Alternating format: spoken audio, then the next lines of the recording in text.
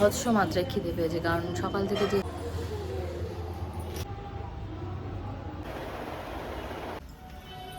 যেহেতু শ্বশুরমশাই বাৎসরিক আছে, তোমাদের গোপুদা সমস্ত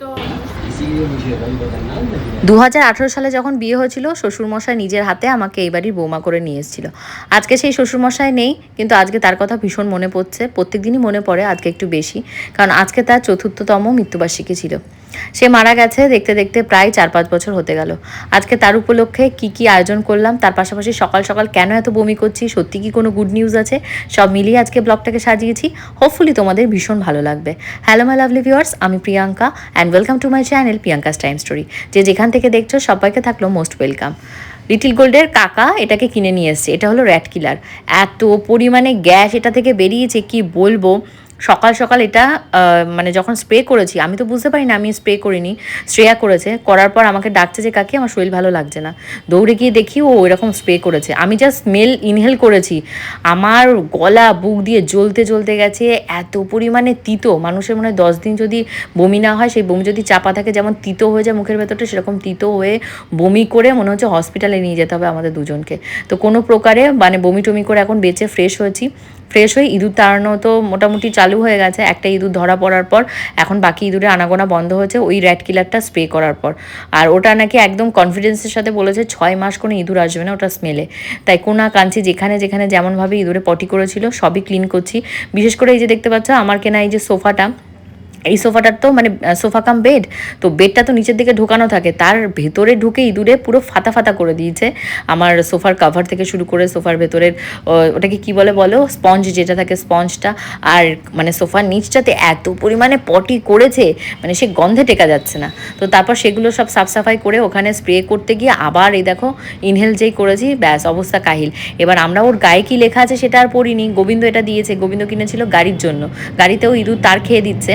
তো ওটা পরার সময় মাস্ক গ্লাভস অবশ্যই ব্যবহার করতে হবে। তো এবার তো জেনে গেছি, এইবার আমি আর শ্রেয়া মিলে গেছি গ্লাভস পরে এগুলো করব। এগুলো করার আগে তোমাদেরকেও বলছি, তোমাদের বাড়িতে যদি আমাদের মতন এরকম ইঁদুরের উৎপাত থাকে তাহলে অবশ্যই কিন্তু এরকম মাস্ক গ্লাভস এগুলো পরে তবেই কিন্তু স্প্রে করো। সকাল সকাল লিটিল গোল্ডও ঘুম থেকে উঠে পড়েছে। আজকে যেহেতু ওর স্কুল নেই, ওর কালকে থেকে বলেছে অনলাইনে ক্লাস আছে, তাই বললাম তাহলে তুমি একটু বসো, তোমাকে আমি খাইয়ে দাইয়ে দিই।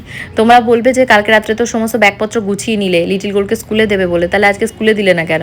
অ্যাকচুয়ালি আজকে যেহেতু মানে একদম তোমাদের ভোটের 2 দিন আগে, তো আমি ভাবলাম রাস্তায় বেরিয়ে গাড়ি ঘোড়া ঠিকঠাক মতন পাবো কি পাবো না। আবার সবাই আগের দিন লাইভে গেছি বলছে রডের মতন মানে লাঠি নিয়ে নাকি পুলিশ টুলিশরা মারামারি করছে সিআরপিএফরা, তো তার জন্য ভয়ে আর যায়নি। লিটিল গোল্ডের বাবাও বললো ছোটো মানুষ তো টিচারকে বলবে একদিন স্কুলে না গেলে আর কী হবে। তো দেখলাম অনেকেই যায়নি। তো গ্রুপে দেখলাম তার পরপরই একটা মানে নোটিশ আসলো যে আমাদের অনলাইনে ক্লাস করে দিয়েছে, ফার্দার নোটিশ পর্যন্ত এখন অনলাইনেই ক্লাস হবে। তো সকালবেলা স্নান ধান করে আজকে একাদশীও পড়েছে, খুব ভালো দিনে। মানে শ্বশুরমশাই অরিজিনাল যেদিন মারা গেছিলো সেদিনও দ্বাদশী ছিল। আর এখনও দুপুরবেলা বুঝেছে একাদশী কিন্তু আজকে মানে ওনার মৃত্যুবার্ষিকী আর হলো 4র্থতম মৃত্যুবার্ষিকী আর হলো তোমার একাদশী একদিনে পড়েছে, তো সকাল থেকে কিচ্ছু খায় না, কিচ্ছু না, বসে রয়েছে একাদশী। এখন আর পাচ্ছি না, আমার গাছ পা কাঁপছে। এখন তাড়াতাড়ি করে ফল মিষ্টি ওনার সামনে সাজিয়ে দিয়ে তাড়াতাড়ি করে এখন খাবো। তোমাদের গোপুদা সমস্ত জিনিসপত্র নিয়ে এসছে। এটা হলো ঠাকুরের ফুল, আর এটা হলো বাবার গলায় দেয়া আর মায়ের গলায় দেওয়ার জন্য মালা নিয়ে এসছে। তো আগে বাবার গলায় পরাবো, উনি এসেছিল যে বাবার গলায় মালাটা পরিয়ে দিয়ে যাবো। তো আমি বললাম যে তোমার স্নান হয়ে গেছে, তো স্নান টান করেছে, তখন আমি ব্যস্ত ছিলাম বলে আর উনি পড়ায়নি, আর বললো যে তুমি পরিয়ে দিও আর নাহলে মেয়ে পরিয়ে দেবে। আর এই যে ফল নিয়ে এসছে, এগুলো মিষ্টি নিয়ে এসছে 5 রকমের আঙুর, আর এগুলো আমি একাদশী করেছি যেহেতু একাদশীর ফলগুলো রয়েছে। তো চলো এগুলো কাটবো, আগে ওনাকে 5 রকমের 5টা ফল আর মিষ্টি দিয়ে নিই, সাজিয়ে দিয়ে তারপর আমরা এই পাশে এসে খাওয়া দাওয়া করবো। আলু সিদ্ধ দিয়ে আজকে একটু আলু কাবলি বানাবো। শাড়ি পরে চুল খুলে প্রচণ্ড গরম লাগছে, কিন্তু কিছু করার নেই, হেয়ারটা ওয়াশ করেছি, চুলটা এই মুহূর্তে বাঁধতে পারবো না। তো এখন এসছি থালা খুঁজতে, মানে শ্বশুরমশাইকে যে থালায় খেতে দেবো, ভগবানের থালায় তো আর শ্বশুরমশাইকে দেওয়া যাবে না। তা আমি আবার আমিষ নিরামিষ বাছাবাছি করছি। পরে আমার রিয়েলাইজ হলো শ্বশুরমশাইকে যে কোনো ধোয়া থালা বা নতুন থালাতেই খেতে দিতে পারবো। তারপর আমার এই পাশ থেকে 2টো প্লেট নিয়ে গেছি। তোমাদের লিটিল গোল্ডের বাবা 5 রকমের 5টা মিষ্টি, 5 রকমের 5টা নতুন ফল, মানে আমার শ্বশুরমশাই আম খেতে, দুধ ভাত খেতে, আম রুটি, মিষ্টি দিয়ে রুটি এই সমস্ত খেতে প্রচণ্ড পছন্দ করতো। আজকে লিটিল গোল্ডের বাবা বারবার করে বলছিল যে বাবা যা যা খেতে ভালোবাসে সেই সমস্ত রান্না করো। তো আমি বললাম দেখো রান্না করতে গেলে তো এইভাবে আমার এই আমিষের থালাতে রান্না করে ওনাকে তো খেতে দেওয়া যাবে না, ভগবানের প্রসাদটা ওনাকে খেতে দিলে আমরাও ওটা পেতে পারবো। আর না হলে এমনি শ্বশুরমশাইয়ের সামনে যে অর্ঘ্যটা আমরা অর্পণ করবো সেটা আমরা ডিরেক্টলি খেতে পারবো না, এটা দানে দিয়ে দিতে হবে, নাহলে জলে ফেলতে হবে। প্রসাদে কোনো দোষ হয় না, কিন্তু মৃত মানুষের সামনে আমরা যত থালায় যে সমস্ত খাবার দাবার সাজিয়ে দিলাম সেই সমস্ত খাবার দাবার আমরা খাওয়াটা উচিত নয়, আমি যেটুকু জানি। আর বিশেষ করে আমি আরও জেনেছি মৃত মানুষের সামনে ফটোতে তুমি মালা দাও কিন্তু খাবারও দেওয়া উচিত নয়, কারণ সে একটা স্টেটে রয়েছে, সেখান থেকে তাকে আহ্বান করে নিচে আনাটা এটা ঠিক নয়। সেও মনে মনে কষ্ট পাবে যে আমার ছেলে মেয়েদেরগুলোর কাছে আমরা যেতে পারছি না। তো লিটিল গোলকে যেটা শেখানো সেটাই শেখাচ্ছিলাম, ওর ঠাকুরদা ঠাম্মি সব্বার ফটোতে মালা দেয়া, তাদের ফুল অর্পণ করা, ফুলও কিনে নিয়ে এসছে, অনেক ঠাকুরের ফুলও নিয়ে এসছে, তার সাথে শাশুড়ি মায়ের গলার দেয়া মালা আর লিটিল গোল্ডের ঠাকুরদার গলায় দেওয়ারও মালা নিয়ে এসছে। লিটিল গোল্ড চুপ করে বসে রয়েছে, ঠাকুরদার ফটোতে হাত বোলাচ্ছে, ও বুঝতে পারছে যে এটা ওর ঠাকুরদা। অ্যাকচুয়ালি আমার বাবাকে দেখে তো, আমার বাবাকেই ওভাবে ওটাই দাদু, এখনও তো অত মানে ম্যাচুরিটি আসেনি যে ও বুঝবে কোনটা ঠাকুরদা কোনটা দাদু কোনটা ঠাম্মা কোনটা দিদু, ওভাবে সবই এক।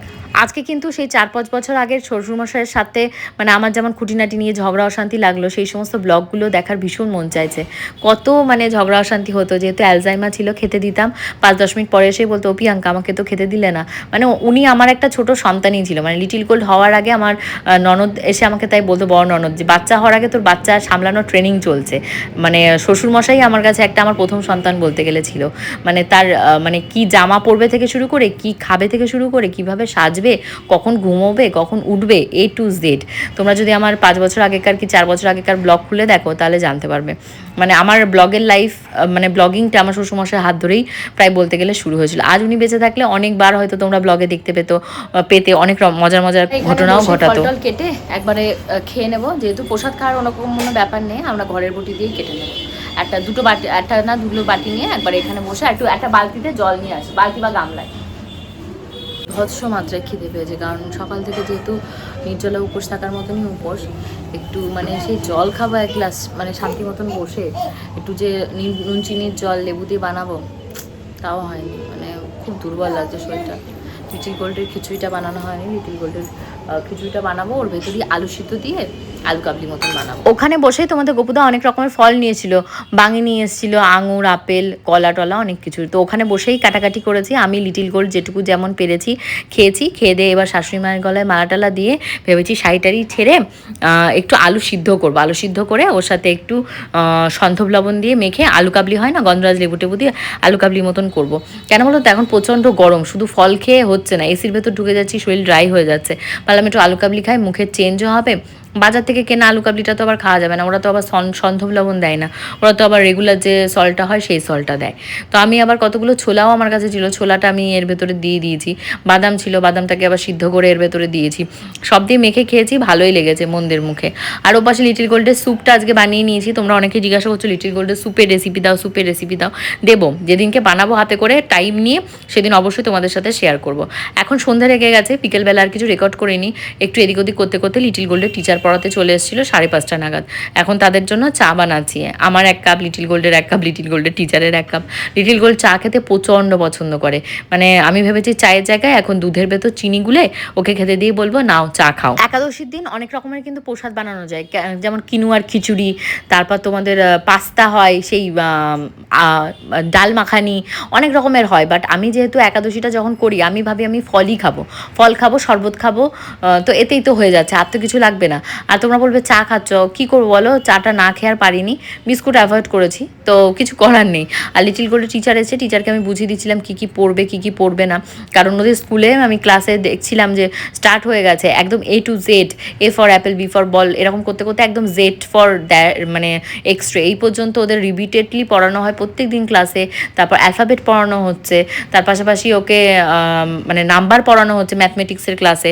তো ওদের প্রত্যেক দিন 2টো করে ক্লাস হয়, আর 4টে করে করে মানে প্যাটার্নে ডিভাইড করে করে রাইমসের 2টো করে ক্লাস হয়, মানে এরকমভাবে পড়ানো হচ্ছে। কারণ গুগল মিটআপে আগের দিন যখন কথা বলছিলাম তখন ওদের ক্লাস টিচার যারা ছিল তাদের সাথেই শুনছিলাম। আর লিটিল গোল তো ভীষণ দুষ্টু, এক ঘরে চুপচাপ মতন বসে না। আজকে যেহেতু শ্বশুরমশাইকে সোফায় খাওয়াতে দিয়েছি তার জন্য লিটিল গোলকে বলেছি আজকে তুমি এই ঘরটার ভেতরে বসো। আর লিটিল গোল তো বেজায় খুশি প্রিয়া এসছে বলে।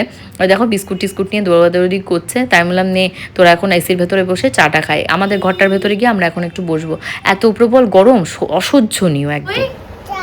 চা ঢক ঢক করে দেখো, ওর চা ফিনিশ, আমি কাপ যেমন নিয়ে বসে আছি, পিয়াও পাশে কুটকুট করছে। আর কি সর্বনাশ, কি সর্বনাশ, আমার গোপের মতন গজিয়েছে চা, এমন ঢক ঢক করে দুধের মতন খেয়েছে। আর এক কাপ খাবি? খা খা খা খা না বাবা, মা আমি কিন্তু বকবো এবার,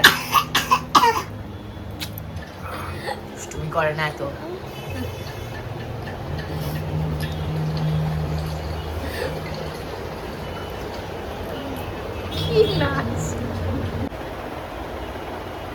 ছাড় না, ছাড়। তুমি যে আমার লাগে না, তুমি এরকম চুল আছে না, আমার লাগে না, তাই আমি প্রতিশোধ নিতে এসেছি। তাই ও প্রতিশোধ নিতে এসেছে। ছাড় আমায়, ছাড়, আর করিস না। ঘড়িতে এখন তোমাদের 10:30, ডিনার ফ্রেশ হব, মানে ডিনার হয়ে গেছে, এখন ফ্রেশ হব, ফ্রেশ হয়ে বেডে চলে যাব। লিটিল গোল্ড হয়েছে রেডি একদম ঘুমোতে যাওয়ার জন্য, তার আগে ওকে 10 মিনিটের একটু মোবাইল ব্রেক দিয়েছি।